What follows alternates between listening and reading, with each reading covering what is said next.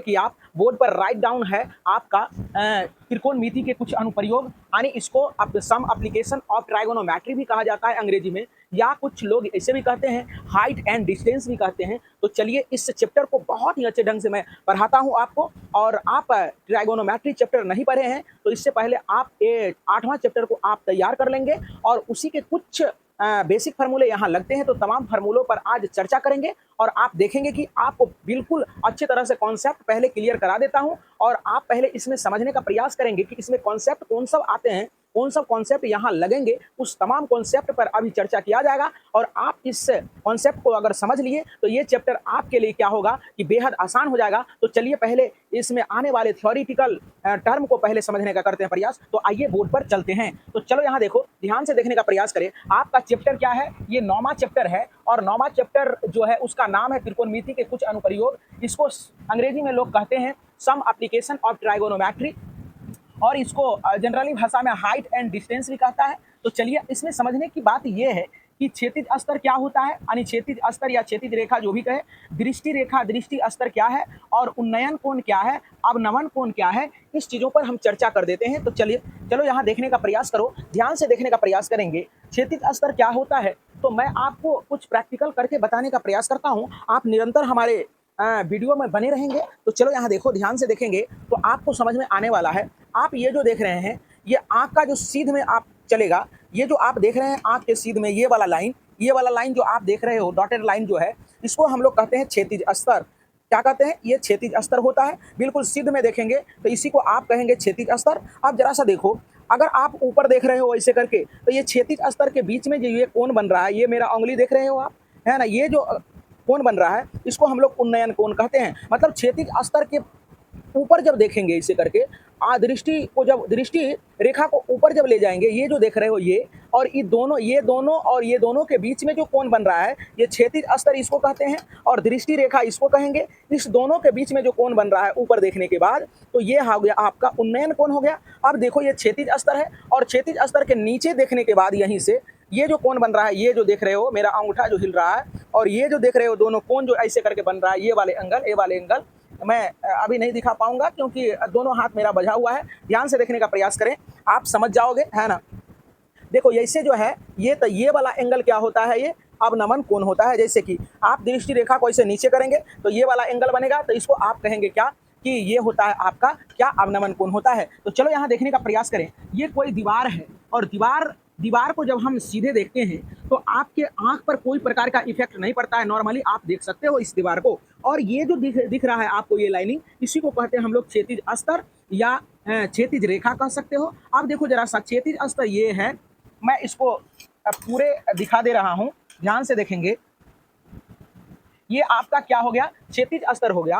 अब क्षैतिज स्तर से जैसे आप दृष्टि इस पे पौधा को, यहाँ छत पर जो लगा हुआ है पौधा, इसको अगर आप देखना चाहते हो तो आपको क्या करना, आंख उठाना पड़ेगा, यानी अपने दृष्टि को आपको उठाना पड़ेगा। तो ये क्षैतिज स्तर और ये दृष्टि जो उठा उसके बीच में क्या कोण बन गया, ये थीटा कोण बन गया, इसी को उन्नयन कोण कहते हैं। अब देखो जरा सा, अब ऐसे खड़े हैं हम और खड़े होने के बाद क्या होता है, क्षैतिज स्तर ये है, अगर यहाँ देखना हो यानी आँख के सीध में देखना हो तो आप नॉर्मली देख सकते हो। अगर नीचे देखना हो तो आप अपने दृष्टि रेखा को क्या करना, दृष्टि को नीचा करना पड़ेगा। तो ये क्षैतिज स्तर यानी आँख के सीधे स्तर को क्षैतिज स्तर कहते हैं। इससे जो दृष्टि आपका नीचे गिरा है ना, ये दोनों के बीच में बनने वाले एंगल को अवनमन कोण कहते हैं। यानी इस पौधा को देखने के लिए हमें क्या करना पड़ेगा, दृष्टि को नीचा करना पड़ेगा। तो ये क्षैतिज स्तर और दृष्टि रेखा के बीच में जो कोण बनता है, ये इसको हम लोग कहते हैं अवनमन कोण कहते हैं। तो आपको बिल्कुल बेहतरीन ढंग से समझ में आ गया होगा।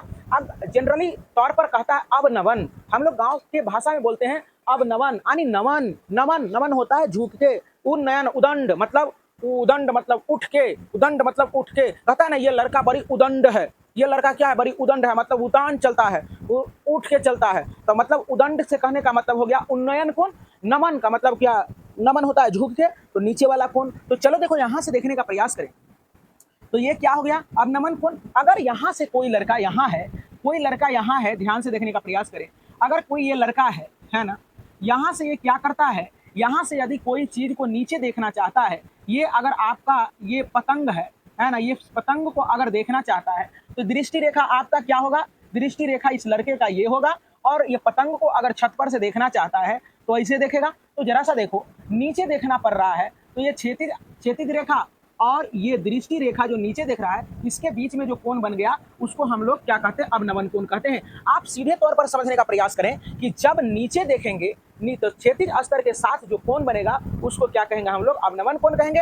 और उन्नयन मतलब क्या, अगर ऊपर देख रहे हैं तो क्षैतिज स्तर के साथ जो कोण बनेगा उसको उन्नयन कोण कहेंगे। ध्यान से देखें, ये क्षैतिज स्तर हो गया, जो कि नॉर्मली आंख के सीध में होता है, उसको क्षैतिज स्तर कहते हैं। अब देखो जरा सा, अगर हमें ये चीज देखना है, अगर ये बोर्ड देखनी है, तो हमें दृष्टि को क्या करना पड़ेगा, उठाना पड़ेगा। तो देखो, अब उठाना पड़ेगा तो ये कोण जो बन रहा है इस क्षैतिज स्तर और ये पाइप के बीच में जो कोण बन रहा है उसको उन्नयन कोण कहेंगे। अब क्षैतिज स्तर के साथ हमें पंखा का नीचे देखना है सीट को, तो ऐसे देखेंगे, हम दृष्टि को नीचे गिराएंगे, तो ये क्षैतिज स्तर और दृष्टि रेखा नीचे जो गिरा, इसके बीच में जो एक कोण बन रहा है इसको हम लोग क्या कहेंगे, अवनमन कोण कहेंगे। तो उम्मीद करते हैं कि आपको ये समझ में आया होगा। तो चलिए आप समझने का प्रयास करें, यही चीज आपका हो गया क्लियर। अब देखो जरा सा, इसमें क्या आएगा, मीनार आएगा, दीवार आएगा, है ना, पाद बिंदु आएगा। तो मीनार आप समझते हो, जैसे आप चिमनी देखे होंगे, चिमनी का भट्ठा का जो वो होता है जिससे धुआं निकलता है ना, ईटा पकने के बाद, तो वही उसी टाइप का मीनार होता है।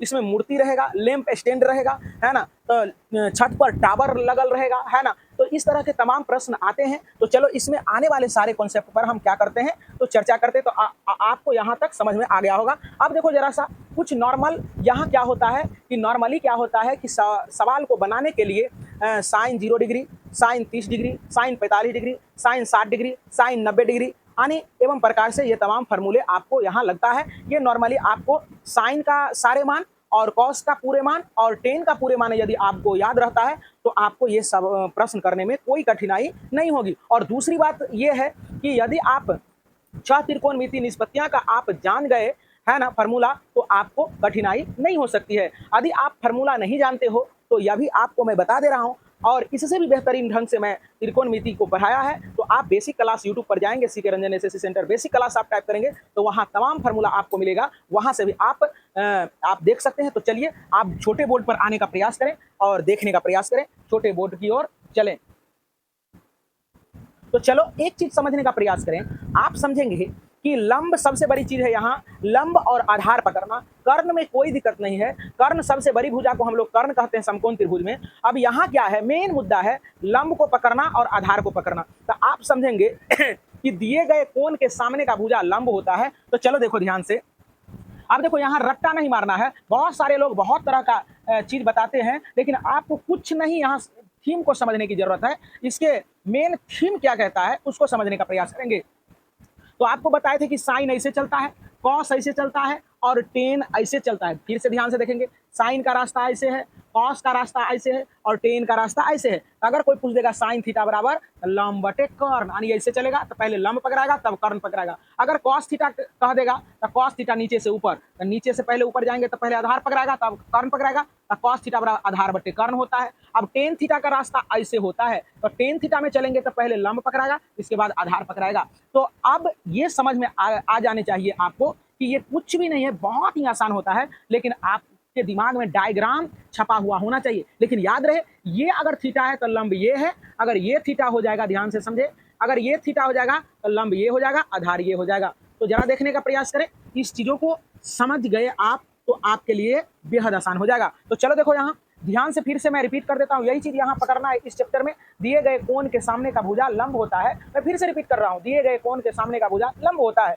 तो चलो देखो, साइन थीटा बराबर क्या हो जाएगा, साइन थीटा बराबर अभी जो आपको बताया, साइन ऐसे चलता है तो साइन थीटा बराबर लंब बटे कर्ण हो जाएगा। कॉस नीचे से ऊपर चलता है तो कॉस थीटा बराबर क्या हो जाएगा, आधार बटे कर्ण हो जाएगा। और टेन ऐसे चलता है तो टेन थीटा बराबर लंब बटे आधार हो जाएगा। आपको याद करने की जरूरत नहीं है, ये डायग्राम आपके छपा रहना चाहिए दिमाग में, है ना। आप मनन करके पढ़े, आंख बंद कर ले, और आंख बंद करने के बाद आपको स्मरण करनी है कि ऐसे समकोण त्रिभुज है, लंब ये है, आधार ये है, कर्ण है, लंब का रास्ता सीधे होता है तो साइन थीटा बराबर लंब बटे कर्ण हो जाएगा। कॉस थीटा का फार्मूला, कॉस थीटा नीचे से ऊपर चलता है, आधार बटे कर्ण हो जाएगा। टेन ऐसे चलता है तो लंब बटे आधार हो जाएगा। उसी प्रकार से आप क्या करोगे, साइन का उल्टा जब कोसेक होता है तो आप इसी फार्मूला को उलट देंगे, कर्ण बटे लंब बटे कर्ण है, आप क्या करेंगे, इसी को ऊपर लिख देंगे, इसको नीचे लिख देंगे, तो कर्ण बटे लंब हो जाएगा। कॉस थीटा आधार बटे कर्ण है तो कॉस का उल्टा सेक होता है, तो इसी फार्मूला, इस फार्मूला को यहाँ उलट देंगे। अब देखो यहाँ टेन थीटा बराबर लंब बटे आधार होता है, तो कॉट जो होता है टेन का उल्टा होता है, तो इसी फार्मूला को क्या करेंगे आप उलट देंगे तो आपका ये बन जाएगा। अब देखो ये चीज़ तो आपको याद करना पड़ेगा। चलो एक ही यहाँ याद करना है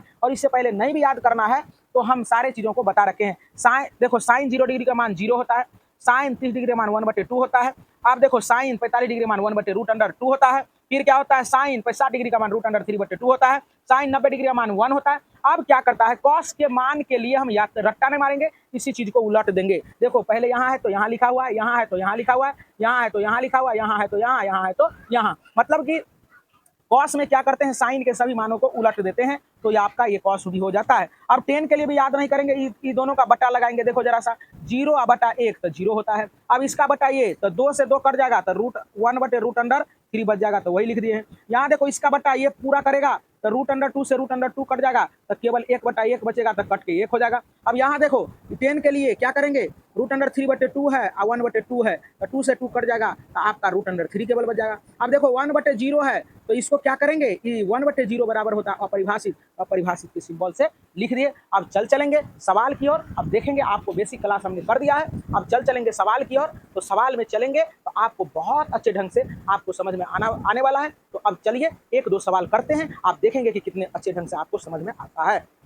तो आइए फिर से देखने का करें प्रयास। अभी आपको हमने थ्योरी और सारे कॉन्सेप्ट पर चर्चा किया और देखिए पहले सवाल को किस तरह से मैं बनाता हूं और आपको भी समझ में आ जाएगा। तो पहले मैं सवाल को रीड कर देता हूं, बहुत ही आसान तरीके से मैं बताऊंगा इसको। कहता है सर्कस का एक कलाकार एक 20 मीटर लंबी डोर पर चढ़ रहा है जो अच्छी तरह से तनी हुई है और भूमि पर सीधे लगे खंबे के शिखर से बंधा हुआ है। कहता यदि भूमि स्तर के साथ डोर द्वारा बनाया गया कोण 30 डिग्री हो तो खंबे की ऊंचाई ज्ञात करें। ध्यान से देखने का प्रयास करें। एक सर्कस का कोई लड़का, जरा सा देखो ये क्या है आपका, ये खंबा हो गया, ये खंबा हो गया। ध्यान से देखेंगे ये आपका खंबा हो गया और खंबा के सर से क्या किया, एक रस्सी बांध दिया गया जो पूरा टाइट से बांधा गया है और ये आपका क्या है, भूमि है, भूमि स्तर है। अब देखो जरा सा, अब कह रहा है क्या कि जो भूमि स्तर से ये डोर और भूमि के बीच में 30 डिग्री का कोण बन रहा है और 30 डिग्री का कोण बन रहा है। तो कहता है क्या कि ये रस्सी का लंबाई है, तो रस्सी का लंबाई क्या बन रहा है, ये कर्ण का काम कर रहा है। और कहता है ये क्या कि खंबे का ऊंचाई ज्ञात करने के लिए, तो खंबा क्या हो जाएगा आपका, ये लंब हो जाएगा, ये आधार बन जाएगा। तो समकोण त्रिभुज में जरा सा देखो, त्रिभुज ध्यान से देखने का प्रयास, ABC लिखेंगे।